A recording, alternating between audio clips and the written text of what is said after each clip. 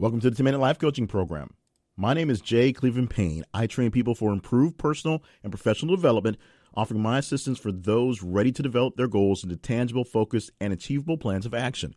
And this podcast is one of the tools I use to complete that mission. And it's a very simple tool. It works just like this.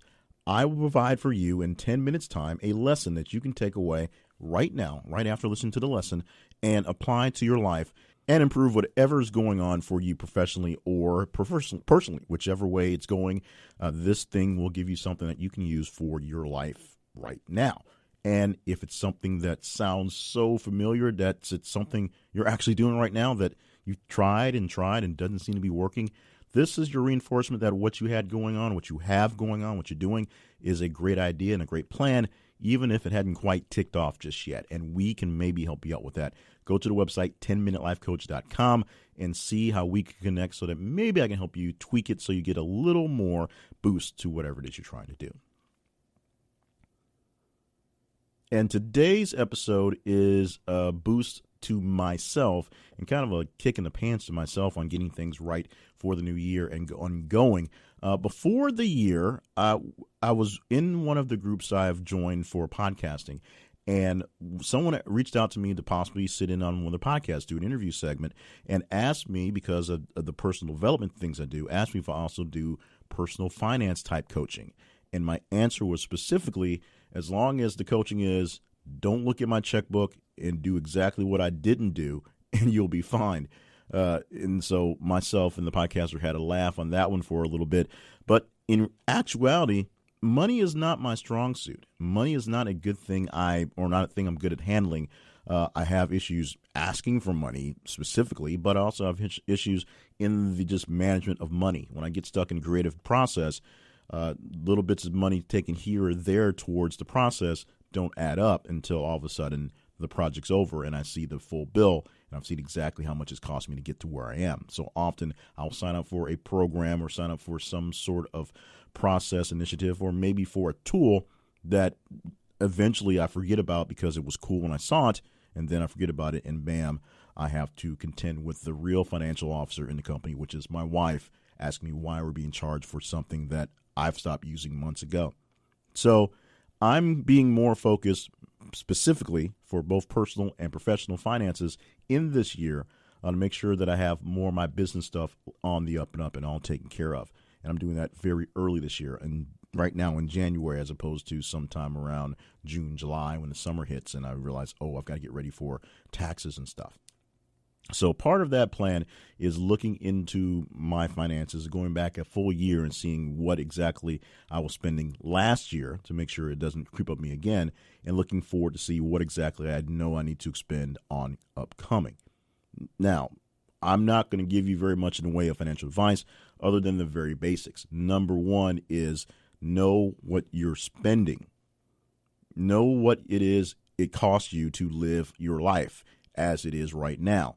And why this is number one for me is you may find out that your number two, which is know how much you're making, doesn't match what you're spending, and it may not really matter because of what's going on. You may see there's a crisis going on, and that's the big issue that you can't fix with just cutting back on cable and cutting back on eating out. Know how much money it costs you to actually live, not how much you live high in the hog, but what it costs you to actually live. Your medical bills, your expenses for getting back and forth for work, your expenses for childcare, things like that.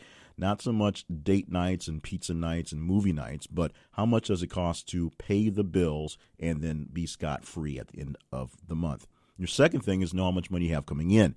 And that sometimes is a little difficult, especially if you have one of these side gigs like this thing is that brings in some money sometimes and not enough other times.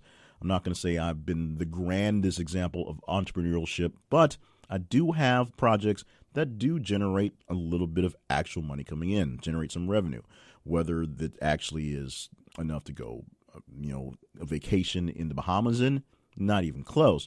But some of these things do make a little bit of some money in here and there, spurts back and forth. So it takes a lot of time to manage the accounts for when things are coming in. So we have to account for things not coming in. But the really big issue is accounting for the paychecks. And this past year has been an interesting one and a difficult one, all wrapped in one, dealing with the fact that my wife has not been working for a good chunk of the year. She was dealing with her cancer, which she had to deal with. That was something that was there. From there, we had to figure out what it took for us to pay to live, which included a lot of hospital bills, medical bills.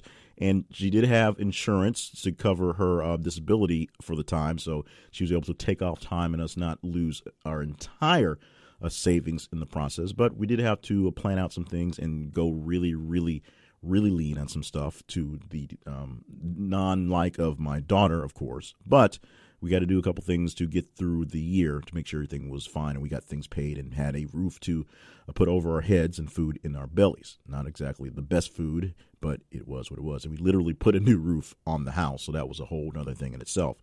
So knowing what it costs to be you, knowing what you take in to make sure you can be you, and then reconciling between the two, finding out how much money is left over, and then you go from there. Now, this is beyond what most people will tell you as your actual plan of action. You should see how much money you make.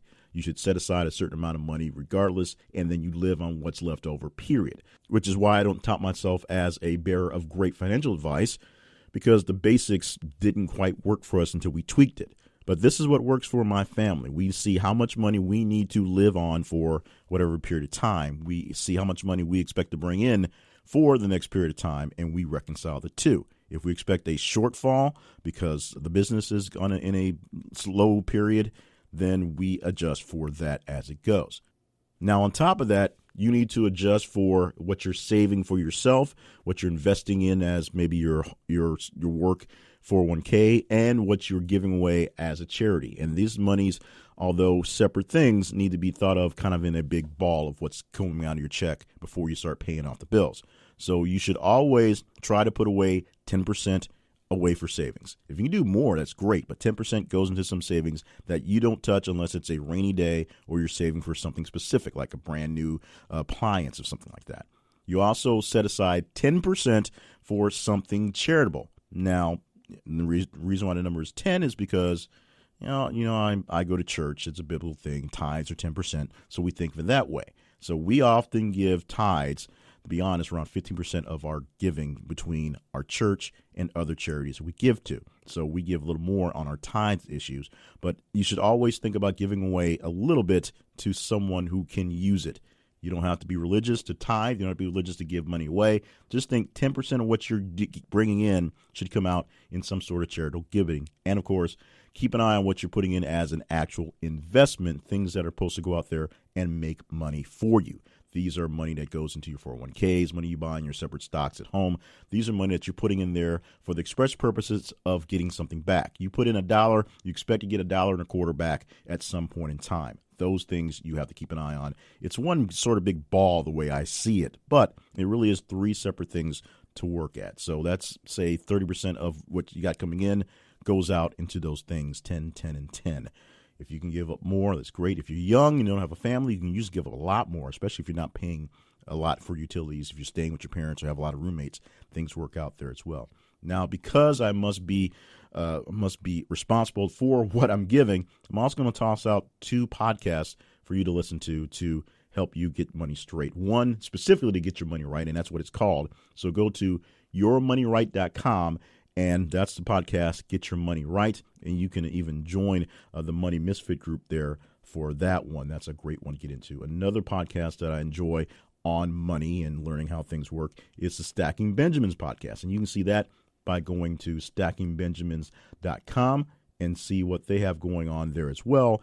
Both of these podcasts are entertaining. Both these podcasts offer up plenty of knowledge for you to take with you, and that's why I offer up those 2. There's plenty of bigger mainstream ones that you can find. Just go into whatever podcatcher you grab your pods from and search for finances, personal finances, money, whatever, and you'll see a zillion of them, including many of the big name people.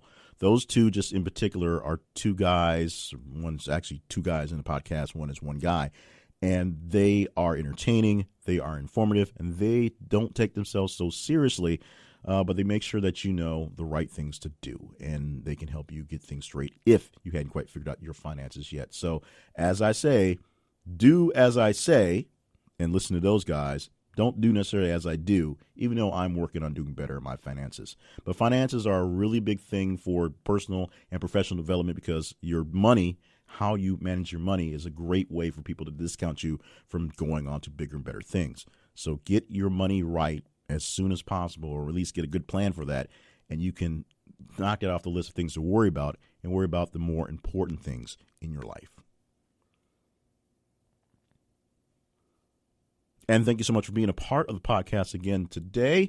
I am very glad to be a part of this and kind of be more open, a more authentic, air quotes for those authentics, in letting you know what's going on in my head, in my life, in my business, and trying to make sure things work a little better here to make sure that you're doing better on your end. Because sometimes you get to wondering about your gurus in air quotes as well, and just how much they really believe in things they say. And I just want to make sure you know that the things I'm telling you, I do believe, even if some of them don't work as well for me as they do for general populace, because I've tried them. But pretty much everything that I'm telling you about, I have tried, or I have been near someone who has tried it, and I've seen results. So this isn't just straight up made up stuff that I've pulled out of some weird internet article. This is things that work in real life. And so, as I said, repeating real quick, even though we're in a part of my time now, yourmoneyright.com for the Get Your Money Right podcast, and stackingbenjamins.com for the Stacking Benjamins podcast. Those are just two podcasts, like I said, that are really great about keeping you on track with your money. There's plenty of other ones that are done by larger corporations and some done by just regular people. There's one that I listen to every so often done by a CPA who gets really busy this time of year, so she puts out stuff on taxes and things like that. Then it slows down because taxes are her jam. So on that. But the part about me selling me now is this is the part where me sell me. This is the 10-Minute Life Coach. If you need more information about what we do for the podcast, check out my website, 10minutelifecoach.com. You can also check out Your Better You and the podcast that we have over there, Steps to Your Better You, plus the book and the articles theirs. And as we've been saying, although I think I said the wrong website in past episodes for another initiative we had, we're going to do more things to combine everything into one major, massive conglomerate of personal and professional development. So coming soon, hopefully we'll have an idea on how that will come to. Of course, in last week's episode, we talked about accountability. If you go to last week's episode, which was 136, you can get the accountability sheet, the resources and accountability sheet where you can use to figure out what resources you need to complete a mission and figure out who's going to keep you accountable for that mission in the process. And if you just want to ask me a question, it's very simple. Go through the website, 10minutelifecoach.com, or send me an email, info@jclevelandpayne.net or jclevelandpayne@gmail.com.